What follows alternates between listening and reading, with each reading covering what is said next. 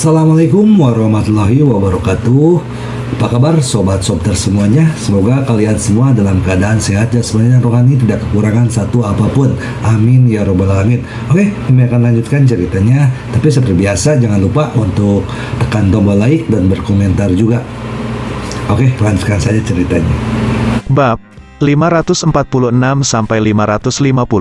Wang Xiren menceritakan perlakuannya sendiri terhadap wanita hamil dengan lebih detail. Dia menggambarkan dokter lain yang tidak dikenal sebagai dirinya sendiri, dan menggambarkan dirinya sebagai Ye Chong. Ceritanya menunjukkan bahwa dia berada di bawah tekanan dan di bawah keraguan teman-temannya. Dia menyelamatkan anak dan wanita hamil itu. Kemudian, ketika si kembar lahir, terjadilah krisis lain, dan sekali lagi dia menahan tekanan untuk menyelamatkan bayi dan wanita hamil itu. Liku-liku cerita membuat semua orang mengagumi dan memujinya. Semakin banyak Tian Lei mendengarkan, semakin marah dia, dan dia hampir tidak bisa menahan diri untuk mengekspos Wang Xiren. Tapi setelah dipikir-pikir, dia memutuskan untuk melupakannya hari ini. Lagi pula, ada tamu asing yang hadir, jadi sebaiknya jangan sampai mempengaruhi reputasi komunitas medis Luzhu. Segera, semua dokter besar di bidang medis Luzhu memuji Wang Xiren, dan pertemuan itu dengan suara bulat meloloskan promosi rumah sakit St. Mary menjadi rumah sakit kelas 1. Selain itu, gelar profesional Wang Xiren juga telah dilewati 2 tingkat, sebagai perlakuan khusus bagi talenta muda. Mengadakan pertemuan pertukaran selama sekitar 2 jam, dan itu berakhir. Kemudian, Yang Xicheng mengatur sesi khusus hari ini, konsultasi sementara dengan banyak pakar. Dia berkata kepada Lincoln, "Tuan Lincoln, kami telah mengumpulkan semua dokter terkenal di Luzhu, dan orang yang Anda cari pasti ada di sini." Duduk di sebelah Lincoln adalah seorang penerjemah wanita berambut pendek yang terlihat berusia sekitar 30 tahun. Dia menerjemahkan kata-kata dekan ke Lincoln. Setelah mendengar ini, Lincoln mengangguk setengah mengerti, memandangi kerumunan, dan tidak tahu harus mencari siapa untuk sementara waktu. "Bagaimana dengan ini? Kamu pertama-tama laporkan kondisi ayahmu, dan diskusikan dengan semua orang, dan lihat apakah ada rencana untuk dilakukan," kata Yang Xicheng lagi. Lincoln mengangguk, "Bagus." Setelah itu, dia meminta saudara perempuannya Alice untuk memainkan materi yang dibawakan kepada semua orang. Ternyata ayah mereka, Wilson, tiba-tiba lumpuh beberapa bulan yang lalu. Dia pergi ke rumah sakit untuk pemeriksaan dan mengatakan itu karena stroke. Namun, setelah beberapa kali perawatan, ternyata tidak sesederhana itu. Itu bukan stroke, tetapi penyebab sebenarnya tidak dapat ditemukan. Peralatan medis canggih di Amerika Serikat tidak pernah mampu mendeteksi apa yang salah. Berbagai tes memastikan bahwa tulang belakang, termasuk otak, normal, tetapi Mer Wilson masih lumpuh. Pada awalnya, dia tidak bisa menggerakkan anggota tubuhnya, tetapi lambat laun organnya gagal, dan dia telah dirawat di ICU 2 kali berturut-turut. Jika dia tidak menemukannya tepat waktu, dia mungkin sudah meninggal sekarang. Namun, keadaan Pak Wilson masih terus memburuk. Dokter pribadinya pernah meramalkan bahwa jika metode pengobatan tidak diubah, berapapun mahalnya obatnya, Pak Wilson akan meninggalkan mereka dalam waktu sebulan. Saat berbicara, Alice menunjukkan kepada semua orang foto ayahnya, rekam medis, dan berbagai data yang diuji di Amerika Serikat. Tian Lei dan beberapa pakar tua semuanya melihat informasi di layar dengan saksama, dan mau tidak mau kagum. Nah, kondisi ini memang aneh. Dilihat dari manifestasi klinis pasien, jelas stroke. Namun, otak dan tulang belakang tidak rusak sama sekali. Penyakit yang aneh. Setelah meninjau kondisinya, banyak ahli medis menundukkan kepala dan mulai berdiskusi dengan suara rendah. Lincoln berkata, "Ayah saya telah dikirim ke sini, karena saya pikir pasti ada seseorang di sini yang dapat menyelamatkan ayah saya. Jika ayah saya meninggal pada akhirnya, itu berarti Anda terlalu tidak kompeten." Setelah diskusi terakhir, banyak ahli yang menundukkan kepala. Lincoln sedikit tidak senang ketika dia melihat semua orang menggelengkan kepala dan terlihat tidak berdaya. Dia berkata, "Saya baru saja datang ke sini karena saya mendengar orang mengatakan bahwa keterampilan medis Anda di Luzhu sangat baik. Saya tidak berharap Anda begitu memalukan. Jika demikian, saya akan pergi ke kedutaan untuk mengadu kepada Anda, dan saya akan memberitahu media. Katakanlah, keterampilan medis Anda di Luzhu tidak baik, dan Anda baru saja mendapatkan reputasi yang salah. Ketika penerjemah mengucapkan kata-kata Lincoln, semua orang sangat khawatir. Mereka memandang Yang Sicheng, menyalahkannya karena memprovokasi dewa wabah seperti itu. Yang Sicheng bertanya, semuanya, rencana apa yang harus kita lakukan untuk merawat ayah Lincoln, Tuan Wilson? Banyak ahli tidak berbicara, karena ini terlalu sulit, dan sepertinya tidak ada cara yang baik. Pada saat ini, Yang Sicheng dan Zhang Weixiang diam-diam saling memandang. Zhang Weixiang diam-diam menatap Wang Xiren lagi. Wang Xiren tahu apa yang dimaksud Zhang Weixiang, dan mereka telah berkolusi. Dia berkata, saya pikir jika kita memberikan operasi tulang belakang kepada Tuan Wilson, itu pasti akan meringankannya. Baru saja menerima begitu banyak penghargaan, Wang Xiren juga tampak sedikit bengkak, jadi dia berani mengatakan apapun. Dan dia adalah seorang dokter kandungan dan ginekolog, jadi agak lucu untuk campur tangan di depan banyak petinggi. Tapi tidak ada yang peduli tentang ini. Situasi Tuan Wilson tidak lagi optimis, banyak organ gagal, dan risiko pembedahan akan sangat tinggi, tanpa operasi. Tidak ada harapan sama sekali. Jika Anda menemukan dokter yang lebih berpengalaman dan melakukan operasi yang cukup jika ada rencana, itu harus mungkin, setidaknya bisa menunda umur beberapa bulan. Kata Zhang Weixiang, sebelum Zhang Weixiang menjadi dekan, dia belajar di luar negeri dan mempelajari pengobatan berbagai macam penyakit. Kemudian, dia membuat rencana untuk operasi. Rencana ini tampaknya layak, dan semua orang mengangguk setuju. Itu layak, mengapa kita tidak mencoba metode ini?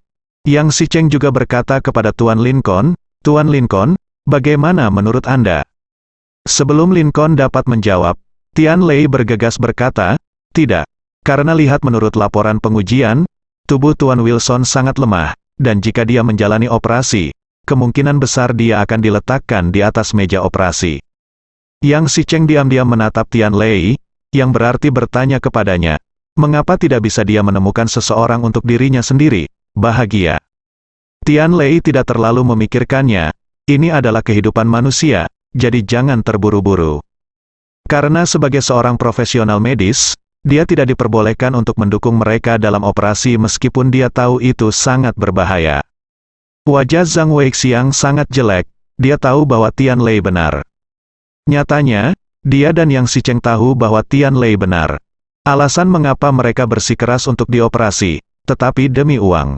Mereka telah membahas secara diam-diam bahwa Lincoln dan yang lainnya berasal dari konsorsium besar negara Mei, dan mereka harus memanfaatkan kesempatan ini untuk membantai mereka sekali.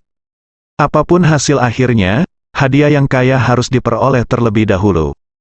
Kalaupun orang tersebut meninggal saat itu, bisa dikatakan kondisinya terlalu serius. Jadi bagaimana jika Anda kehilangan muka dengan komunitas medis Luzhu? Bagaimanapun, mereka mendapatkan uang mereka. Oleh karena itu, Zhang Weixiang secara alami bersikeras untuk melakukan operasi. Profesor Tian benar, memang ada bahaya dalam operasi, tetapi ini adalah cara terbaik sekarang. Selama kita menggunakan peralatan paling canggih di Luzhu, risikonya akan sangat berkurang. Petugas terjemahan menerjemahkan kata-kata ini ke Lincoln. Setelah mendengar ini, Lincoln bertanya, seberapa yakin Anda? Zhang Weixiang berpikir sejenak, dan mengulurkan 4 jari, 40%. Lincoln berhenti, apa? Hanya 40%. Apa kau bercanda? Zhang Weixiang segera mengubah kata-katanya dan berkata, 40% hanyalah perkiraan konservatif. Jika kita menemukan dokter terbaik di Luzhu dan menggunakan peralatan paling canggih, kita harus lebih percaya diri, Lincoln bahkan lebih. Kesal, jika Anda berbicara tentang peralatan canggih, maka peralatan Meiguo kami jauh lebih canggih dari milik Anda, pada saat ini, Yang Sicheng juga berkata, Tuan Lincoln, peralatannya sekunder, yang utama adalah keterampilan medis dari Dr. Luzhu kami benar-benar baik hebat, meskipun hanya dapat menjamin 40% atau 50% dari harapan, tetapi ini adalah satu-satunya jalan keluar, jika tidak, penyakit ayah Anda tidak akan bertahan selama sebulan. Mengapa tidak membiarkan dokter kami mencobanya, jika ada keajaiban, mungkin itu bisa memperpanjang umurmu 3 tahun. Apa yang dikatakan Yang Sicheng tidak masuk akal, dan Lincoln berpikir keras ketika mendengar ini. Melihat Lincoln agak longgar, Yang Sicheng dan Zhang Weixiang saling memandang secara diam-diam. Kedua orang ini memiliki niat jahat, dan mereka menipu dia ketika mereka melihat Lincoln itu bodoh dan kaya. Namun, Tian Lei sangat tidak setuju. Dia tahu betapa berbahayanya operasi itu, dan dia berkata kepada semua orang, "Tidak, saya tidak setuju. Itu terlalu berbahaya. Hanya ada 40% kepastian, Profesor Tian, bagaimana Anda? Bisa katakan jika itu masalahnya, mengapa kamu menghancurkan orang-orangmu sendiri?" Zhang Weixiang berkata dengan marah, "Apa yang meruntuhkan? Saya mencari kebenaran dari fakta." Tian Lei juga kesal. "Profesor Tian, Anda keterlaluan, mungkinkah Anda tidak menyukai orang lain? Masalah ini bukan hanya urusan kita sendiri, tetapi juga menyangkut kehormatan seluruh komunitas medis Luzhu. Tidakkah Anda ingin Luzhu melakukannya? Baik-baik saja." Zhang Weixiang telah naik ke level online. Profesor Tian tersipu karena marah. "Apa? Anda berani menyebutkan kehormatan Luzhu kepada saya? Apakah Anda tahu bagaimana menulis kata kehormatan?" Semakin dia berkata, semakin dia menjadi bersemangat.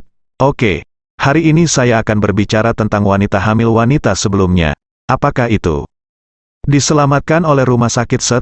Media besar langsung terkejut, dan mereka semua mengambil senjata dan menyingkatnya, arahkan ke Tian Lei. Mereka perlu melaporkan masalah ini dengan baik.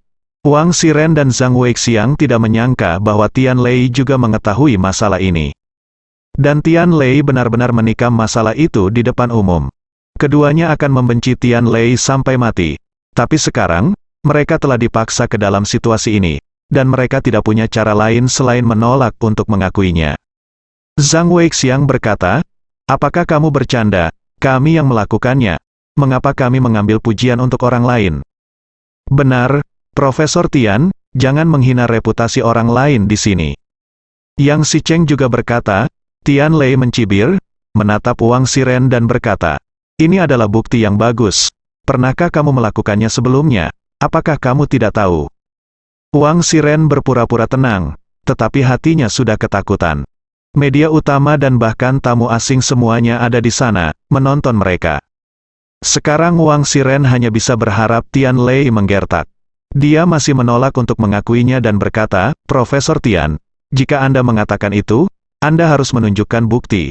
Mari kita lihat, bukti apa yang Anda miliki." Tian Lei sedikit tersenyum. Lalu dia mengeluarkan ponselnya dan berkata, "Saya punya ini video, dan semua orang akan mengetahuinya setelah menontonnya." Kemudian dia memutar video itu di ponselnya. Media utama dan semua orang berkumpul di sekitar ponsel kecil untuk menonton video.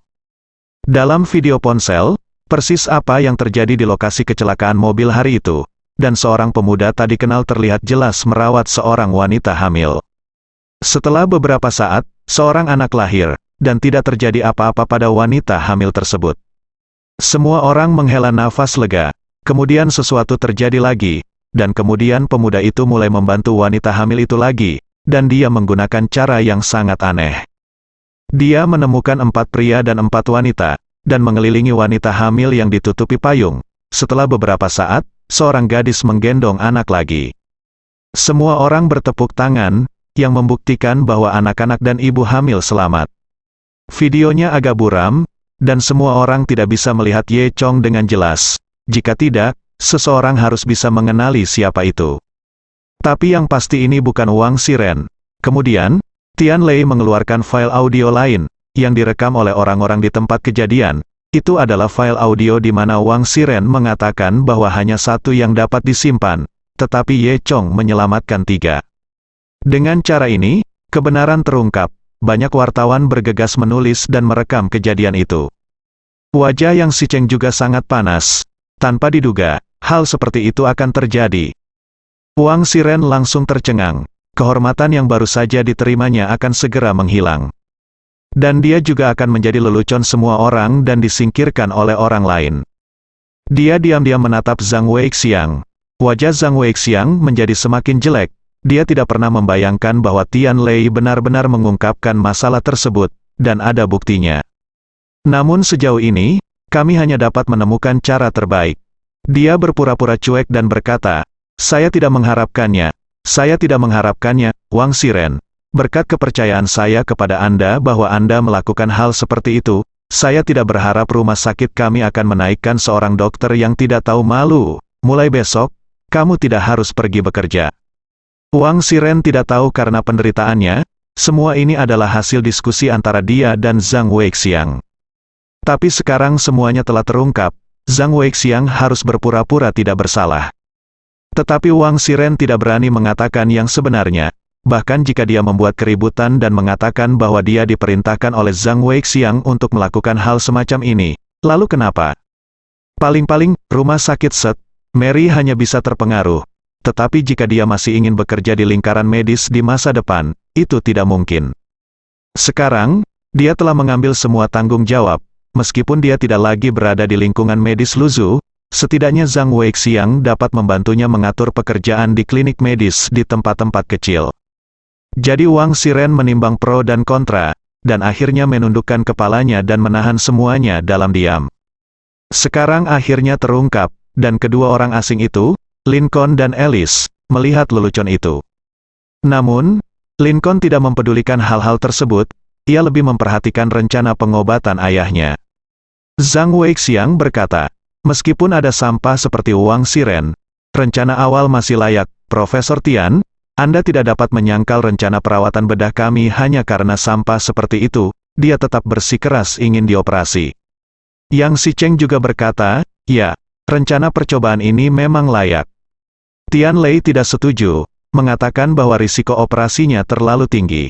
Zhang Weixiang berkata dengan marah, kedengarannya bagus. Karena Anda tidak setuju, Anda dapat membuat rencana Anda. Jika metode Anda memungkinkan, kami dapat mengikuti rencana Anda. Jika Anda tidak memiliki rencana apapun, jangan berada di sini. Ini akan menghentikan perawatan kami. Lincoln dan Alice mendengarkan di samping tanpa bicara. Tian Lei berspesialisasi dalam farmakologi, dan benar-benar tidak ada solusi yang layak untuk penyakit yang sulit dan beragam ini. Dia berkata, meskipun saya tidak ada hubungannya, saya pikir ada satu orang yang bisa melakukannya. Oh, siapa ini? Dokter ajaib Ye, kata Tian Lei. Apa, tabib ilahi Ye? Dia akan mengobati ini. Semua orang tahu reputasi dokter ilahi Ye. Awalnya, semua orang memanggilnya dengan gelar penyelamat dan penyelamat. Tapi sekarang sudah lama sekali, dan semua orang secara bertahap melupakannya. Hanya gelar dokter Ye yang tersisa. Apalagi, dalam konsepsi setiap orang, Dr. Ye memang jenius dalam meneliti virus, melawan virus, dan mengembangkan penangkal virus. Namun, ada spesialisasi dalam pembedahan. Bahkan jika farmakologi dokter farmakologi sangat baik, tidak mungkin mahir dalam segala hal. Untuk penyakit sulit dan lain-lain yang memerlukan pembedahan, Dr. Ye mungkin tidak berdaya. Yang Xicheng berkata, Profesor Tian, kita semua tahu kemampuan Tuan Ye, tetapi situasi saat ini adalah masalah yang hanya bisa diselesaikan dengan operasi bedah, itu menang tidak berhasil. Benar, jurusan Dr. Ye adalah penelitian virus, Profesor Tian, apakah Anda bingung? Zhang Weixiang tertawa. Saat ini, Tian Lei melanjutkan, Anda mungkin tidak tahu bahwa orang yang menyelamatkan wanita hamil di video ini tidak lain adalah Dr. Ye. Setelah semua orang mendengar ini, mereka menyadari bahwa orang di video sebelumnya memang He. Ye dokter ajaib itu agak mirip, tapi ternyata itu benar-benar dokter ajaib Ye. Saya tidak menyangka Dr. Ye melahirkan bayi selain farmakologinya yang luar biasa, wajah Zhang Weixiang memerah. Ketika semua orang berdebat, Lincoln datang dan bertanya, semuanya, saya ingin bertanya siapa nama dokter yang kamu sebutkan. Sebelum Tian Lei bisa menjawab, Yang Xicheng buru-buru berkata, Tuan Lincoln. Jangan khawatir, Ye Chong ini adalah seorang dokter jenius, tetapi spesialisasinya adalah dalam farmakologi dan penelitian virus, yang pada dasarnya tidak ada hubungannya dengan kondisi ayahmu. Tetapi sebelum Yang Xicheng selesai berbicara, dia diberikan oleh Lincoln, terganggu. Tuan Yang, maksudmu namanya Ye Chong? Lincoln sangat bersemangat. Iya, sebenarnya, dia tidak sehebat yang dikatakan legenda. Lanjut Yang Xicheng, diam, Ye Chong yang kita cari. Iya, aku ingat, Alice tiba-tiba melompat ke sampingnya, Ye Chong yang kita cari, Joseph berbicara tentang dia. Lincoln mengangguk, dia yang kita cari kali ini.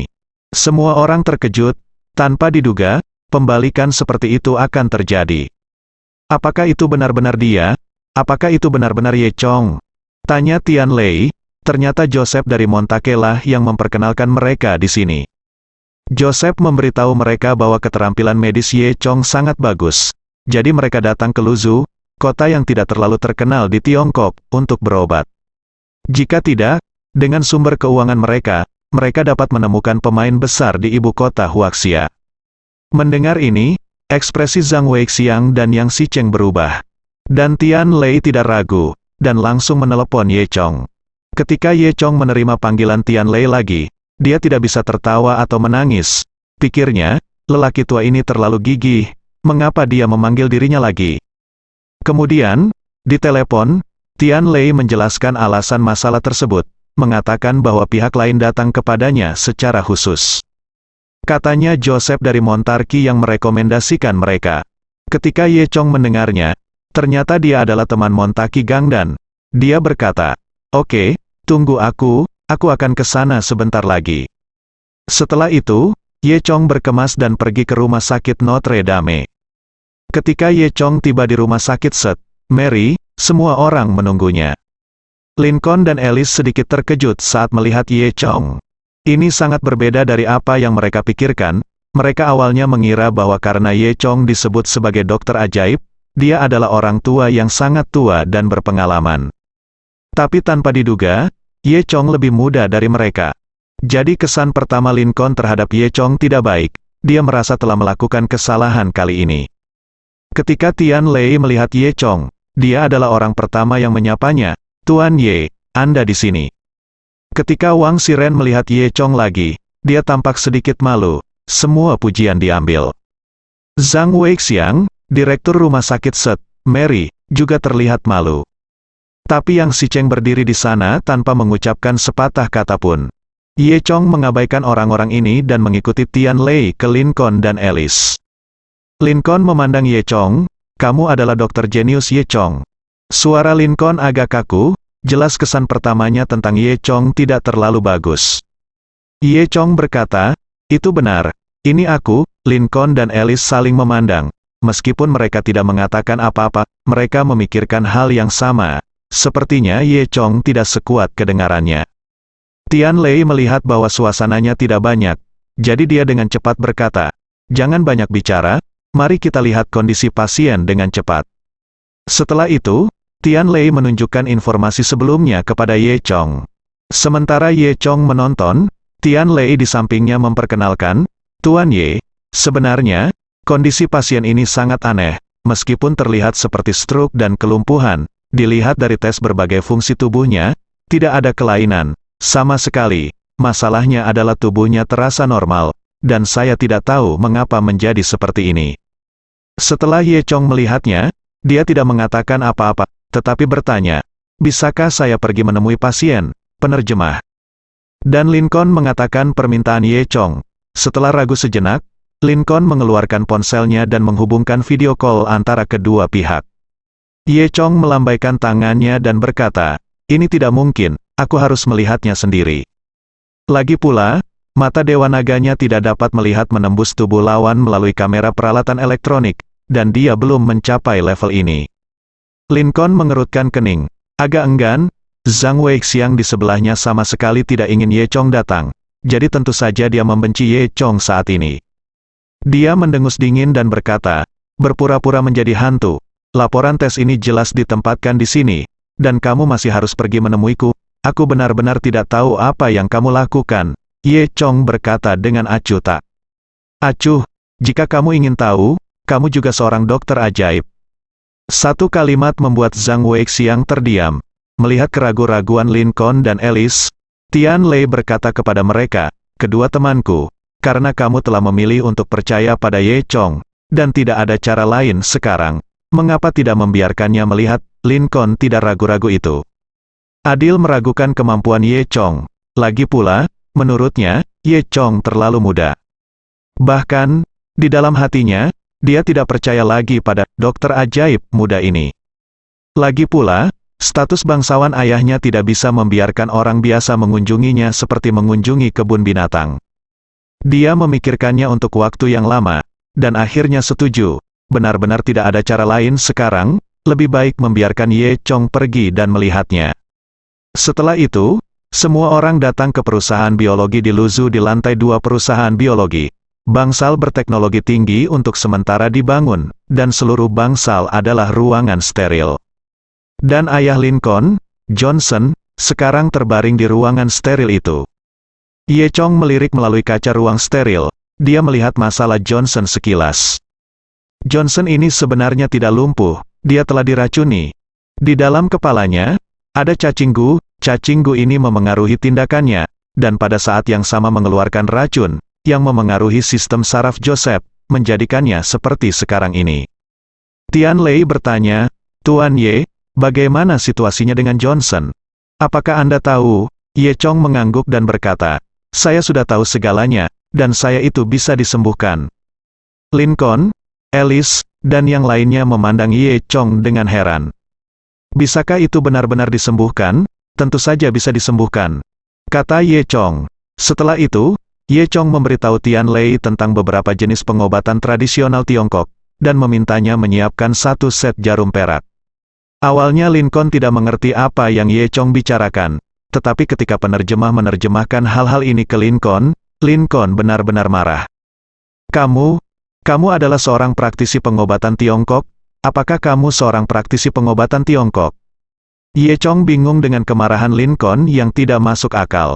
Ada apa? Pengobatan Cina bohong. Jika ingin menyembuhkan suatu penyakit, Anda harus menemui dokter barat. Pengobatan barat memiliki teknologi medis yang maju, serta berbagai obat canggih, serta hasil penelitian ilmiah yang canggih, kata Alice. Saya bisa berbicara sedikit bahasa Cina, tapi itu tidak standar. Itu benar, pengobatan Tiongkok adalah hal yang menipu, kata Lincoln. Ye Chong terdiam. Pada saat ini, Tian Lei berhenti. Tuan Lincoln, Anda salah mengatakan itu. Pengobatan Tiongkok sangat dalam dan mendalam. Ini memiliki sejarah ribuan tahun di Tiongkok. Bagaimana Anda bisa mengatakan itu tidak berguna? Bukankah Anda tahu bahwa ada? Itu masuk akal. Lincoln masih bersikeras dan berkata, jika saya tahu bahwa Anda adalah seorang dokter pengobatan Tiongkok, saya tidak akan datang ke sini. Saya tidak percaya bahwa pengobatan Tiongkok dapat menyembuhkan penyakit. Ini benar-benar membuang-buang waktu, itu sia-sia energi. Lincoln tidak tahu berapa banyak praktisi pengobatan Tiongkok palsu. Jika Anda telah ditipu, Anda akan memiliki prasangka yang begitu besar. Ye Chong sama sekali tidak memiliki temperamen yang baik. Jika dia tidak melihat wajah Joseph dan Tian Lei, dia tidak akan datang ke sini sama sekali. Sekarang saatnya membuat orang mengira mereka pembohong. Karena Lincoln tidak terlalu percaya pada pengobatan Tiongkok, Ye Chong tidak akan merawat pasien dengan tidak tahu malu. Pada saat ini, Zhang Weixiang dan Yang Xicheng, yang berdiri di kejauhan, mendengar ini dan bersuka cita di hati mereka. Ye Chong mendengus dingin, dan pergi tanpa memperhatikan Lincoln. Tapi Tian Lei sedikit tidak mau. Lagi pula, orang asing ini datang ke Luzhu untuk mencari perawatan medis. Jika Johnson benar-benar meninggal di Luzhu, itu akan berdampak besar pada pengobatan Luzhu. Yang lebih menjengkelkan adalah orang asing ini bahkan mengatakan bahwa pengobatan Tiongkok tidak berguna. Dia buru-buru mengejar Ye Chong. Tuan, Ye, jangan bergerak, jangan seperti dia. Ye Chong mengangkat bahu dengan acuh tak acuh. Karena sikap Lincoln seperti ini, dia tidak perlu mengatakan apa-apa. Tapi Tian Lei berkata, Tuan Ye, bagaimanapun, ini adalah kehidupan manusia. Anda harus menemukan cara untuk menyelamatkannya. Jika tidak, akan memalukan komunitas medis kami di Luzhu, dan kami harus membuktikan kepadanya bagaimana obat Cina yang ampuh adalah hebat. Ye Chong mengangguk, berpikir bahwa kebajikan Tian Lei masih sangat mulia, dan dia telah mempertimbangkan semuanya secara komprehensif. Aku benar-benar tidak berpikir begitu banyak, ya, aku akan membuat obat China, ketika kamu memberikannya padanya, dia akan tahu seberapa kuat obat China itu. Setelah itu, Ye Chong dan Tian Lei datang ke apotek. Ye Chong memilih beberapa bahan obat dengan mudah, lalu merebusnya menjadi 2 pil di apotek. Dia memberikan pil itu kepada Tian Lei. Ye Chong berkata, biarkan dia memakannya. Tian Lei mengangguk dan berkata, Tuan Ye, aku percaya padamu. Setelah melakukan semua ini, Ye Chong mengucapkan selamat tinggal pada Tian Lei dan kembali ke rumah. Tidak ada yang terjadi sore itu, jadi Ye Chong pergi mencari Tang Chun, tetapi dia tidak mengambil hati masalah Lincoln. Bisnis salon kecantikan semakin populer, dan Tang Chun sangat sibuk sepanjang hari. Dia meminta Ye Chong untuk menunggu di kantor sebentar, tetapi Ye Chong menunggu di kantor selama 2 jam, tetapi Tang Chun tidak kembali. Ye Chong bosan, jadi dia tidak punya pilihan selain kembali dulu. Ketika dia hendak kembali, dia tiba-tiba menerima telepon. Itu nomor yang tidak dikenal. Halo, apakah ini Dr. Ye? Ada suara seorang pria di ujung telepon. Siapa? Saya Li Yongan, Dr. Ye. Senang menemukan Anda menyelamatkan nyawa istri dan 2 anak saya. Apakah Anda tidak ingat saya? Ternyata Li Yongan ini adalah lokasi kecelakaan mobil sebelumnya suami wanita hamil itu. Li Yongan berkata, saya pertama kali menghubungi rumah sakit St. Mary, dan kemudian saya menghubungi Anda setelah beberapa putaran. Saya sangat tidak puas setelah membaca berita, jadi saya melaporkan situasinya ke media. Stasiun TV sudah mengetahui kebenarannya, dan saya akan mengumumkan masalah ini besok. Ye Chong tidak peduli tentang itu, anak dan istrimu baik-baik saja sekarang. Ya, Li Yongan mengangguk di telepon, ini semua berkat kamu. Untuk berterima kasih, saya memutuskan bahwa saya 2 putra, satu bernama Li Huaiye dan yang lainnya bernama Li Nianye. Ye Chong tersenyum kecut, kombinasi nama kedua anak ini berarti, mengingat Ye Chong. Mengapa saya merasa seperti saya sudah mati, jadi saya dirindukan. Namun, Ye Chong tahu bahwa ini adalah rasa terima kasih Li Yongan kepadanya. Li Yongan melanjutkan, sekarang saya telah menemukan Anda. Saya ingin mengucapkan terima kasih. Tuan Ye, saya akan menyetujui permintaan apapun yang Anda buat. Ye Chong berkata, tidak perlu. Li Yongan bersikeras, Tuan. Anda tidak harus sama-sama. Meskipun saya, Li Yongan, bukan pengusaha kaya, tetapi saya juga memiliki pengaruh dalam industri real estate. Jika Anda memiliki kebutuhan di bidang ini, tanyakan saja. Saya punya perusahaan bernama Kianke. Ternyata Li Yongan ini ternyata adalah Ketua Kianke dari grup cabang. Li Yongan juga dianggap sederhana, dan dia juga mengatakan bahwa dia bukan pengusaha kaya. Kianke Group adalah perusahaan real estate terbesar di seluruh provinsi Jiangdong, dan telah mengembangkan ratusan proyek real estate di bawah payungnya. Nilai pribadinya setidaknya 5 miliar. Tuan Ye, biarkan saya membalas Anda. Jika tidak, saya akan sangat malu. Jika Anda butuh sesuatu, katakan saja. Lanjut Li Yongan. Ye Chong awalnya tidak mengetahui identitas Li Yongan, tetapi dia adalah ketua grup Kianke.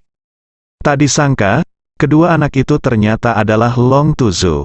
Dia memang memiliki banyak hal untuk dikerjakan dengan Li Wing-an. Kami memiliki kemungkinan kerjasama. Anda tahu sebidang tanah di zona pengembangan baru Luzu. Sebidang tanah itu milik saya. Kata Ye Chong. Li Yongan bertanya dengan heran, apa? Jadi Anda adalah pemilik zona pengembangan baru di Luzu? Dr. Ye, saya tidak pernah menyangka Anda begitu. Ahli dalam bidang kedokteran, sehingga Anda sebenarnya jenius dalam real estate. Zona pengembangan baru telah menjadi legenda di Luzu. Para ahli memperkirakan akan terjadi gempa bumi yang menyebabkan semua orang menjual sebidang tanah itu. Tapi ada penjual misterius yang membelinya secara besar-besaran. Saat itu semua orang mengira pembelinya bodoh, namun pada akhirnya terbukti bahwa pembelinya adalah orang yang pintar. Karena pada akhirnya tidak ada gempa, beberapa orang bahkan kemudian berspekulasi bahwa pembeli misterius itu bekerja sama dengan para ahli untuk menipu orang. Namun, pada akhirnya diklarifikasi bahwa pembeli tidak ada hubungannya dengan ahli tersebut. Semua orang kagum dengan visi unik pembeli ini, berani memilih keserakahan saat semua orang takut. Jadi dia juga menjadi legenda, dikenal semua orang di industri real estate di Luzu. Baru saat itulah Li Yongan tahu bahwa pembeli misterius itu sebenarnya adalah Ye Chong. Dan sekarang, Ye Chong sebenarnya telah mengusulkan kerjasama. Semua orang tahu apa artinya bisa menerima proyek di zona pengembangan baru. Bahkan bos besar setingkat Li Yongan pun bersemangat. Saya tidak menyangka Tuan Ye, Anda memiliki tanah yang berharga ini. Jika kita bekerja sama, saya yakin zona pengembangan akan diubah menjadi pusat Luzu. Dalam 5 tahun, harga tanah di daerah ini akan dapat meningkat. Kamu itulah yang dimaksud Chong. Ye Chong merasa bahwa Li Yongan tidak buruk, jadi dia memilih untuk bekerja sama dengan Li Yongan. Ini benar-benar diatur oleh Tuhan, bukan, Tuan Ye? Jika nyaman bagimu, mari kita bicara tentang kerjasama. Li Yongan berkata dengan tidak sabar. Ye Chong memikirkannya, dia tentu saja tidak akan mengurus hal-hal ini sendiri. Kepada siapa saya harus mempercayakan masalah ini? Tang Chun sudah sangat sibuk karena salon kecantikan. Bahkan bisnis utama grup Longshan, Tang Chun tidak bisa mengurusnya. Bukankah dia akan dimarahi sampai mati jika dia menyerahkan soal kerjasama padanya? Ye Chong berpikir sejenak. Lin Tianqi dan Su Yuqian, dua bajingan sial ini, tidak ada hubungannya sepanjang hari, biarkan mereka melakukannya. Jadi Ye Chong dan Li Yongan setuju untuk kembali mencari Lin Tianqi dan Su Yuqian. Saat dia meletakkan telepon Ye Chong berdering lagi. Itu adalah panggilan Zhou Yutong dari desa Beijiang Xiaoye. Ye Chong telah tinggal di Luzhu dan Mingnan untuk waktu yang lama, dan dia belum pulang selama hampir sebulan, dan dia tidak tahu bagaimana keadaan desa Xiaoye dan semua orang sekarang. Yutong, apakah kamu merindukanku, meneleponku? Aku juga merindukanmu.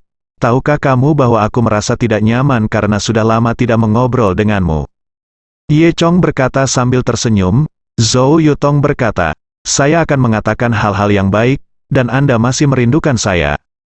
Saya khawatir Anda sudah lupa siapa Anda di ribuan bunga di Luzhu. Apakah Anda lupa bahwa Anda masih memiliki rumah di desa Xiaoye? Ye Chong dimarahi oleh Zhou Yutong, tapi dia merasa sangat akrab dan baik hati. Dia terus tersenyum dan berkata, bagaimana mungkin? Zhou Yutong berkata, jangan bicara omong kosong, saya punya urusan untuk menelepon Anda hari ini. Ada apa? Qiao Laosan dipukuli, apa? Siapa yang berani menggertak penduduk desa saya saat saya pergi? Kemudian, Zhou Yutong menceritakan kisah putra ketiga Qiao. Di bawah kepemimpinan Ye Chong, penduduk desa Xiaoye mereka secara bertahap memiliki uang. Qiao Laosan juga salah satunya. Selain itu, karena Qiao Laosan adalah kapten tim transportasi Ye Chong, dia sering berlari keluar, sehingga pemikiran dan visinya relatif maju. Dia adalah salah satu orang yang paling berpikiran terbuka di desa. Dia mendengar bahwa sekarang orang punya uang, mereka semua membeli rumah di kota, dan mereka juga perlu membeli rumah di distrik sekolah, agar anak-anak mereka bisa bersekolah di sekolah yang bagus di masa depan. Anak-anak tidak harus tinggal di daerah pedesaan kecil selama beberapa generasi seperti mereka, dan mereka akan mengalami perkembangan yang lebih besar. Jadi Qiao Laosan mengambil semua tabungan keluarga, membayar uang muka, dan bersiap untuk membeli rumah. Nyatanya, menghabiskan begitu banyak uang sekaligus cukup mengkhawatirkan Qiao Laosan. Dia melihat hampir semua proyek real estate di Beijiang, dan akhirnya memilih satu, real estate di Giant Power City di distrik baru Beijiang. Kota energi raksasa ini belum dibangun. Ini adalah properti di luar rencana, tetapi diiklankan dengan baik. Konsultan real estate Ju Energy City memberitahu Qiao Laosan bahwa dia dapat menjamin bahwa tidak hanya akan ada pusat komersial pendukung terbesar di masa depan, tetapi juga kampus terbaik di Beijiang. Apalagi sekarang harganya sangat terjangkau. Mendengar kata-kata ini, Qiao Laosan tergerak. Dia pergi bersamanya saat itu, dan ada juga seorang teman pengemudi yang sering berinteraksi dengannya. Sobat itu tahu banyak tentang rumah, jadi dia menyuruh Qiao Laosan untuk tidak khawatir dan menunggu. Dan kemudian, keesokan harinya, konsultan real estate memberitahu Qiao Laosan bahwa harganya telah diturunkan lagi. Dia mengatakan bahwa karena situasi khusus Qiao Laosan, dia secara khusus meminta harga khusus kepada presiden, yaitu 50.000 yuan lebih murah dari sebelumnya.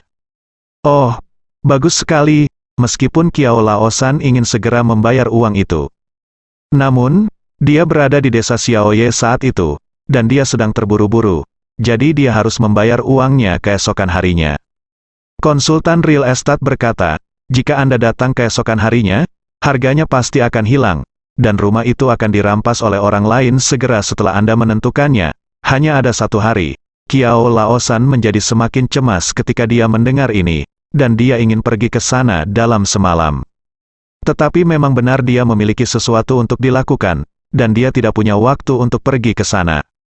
Kiao Laosan menjelaskan situasinya dan bertanya kepada konsultan real estate, "Bisakah Anda menunda untuk sehari? Aku akan pergi besok." Konsultan real estate berkata, "Mengapa Anda tidak mentransfer 10.000 yuan kepada saya terlebih dahulu, dan kemudian kami akan menandatangani kontrak deposito. Jika demikian, saya akan menjaga rumah ini untuk Anda saat Anda datang besok." Meskipun Kiao Laosan sangat menginginkan rumah ini, dia lebih berhati-hati ketika mendengar tentang mentransfer uang. Kata Joe, kemudian, konsultan real estate mengirimkan gambar kepada Kiao Laosan, yang merupakan kontrak yang disebut lembar kontrol penjualan, yang berisi informasi seperti deposit 10.000 yuan, harga total rumah, dan nomor unit. Kiao Laosan melihat bahwa tidak ada yang salah dengan kontrak tersebut, jadi dia mentransfer 10.000 yuan ke konsultan real estate dengan percaya diri.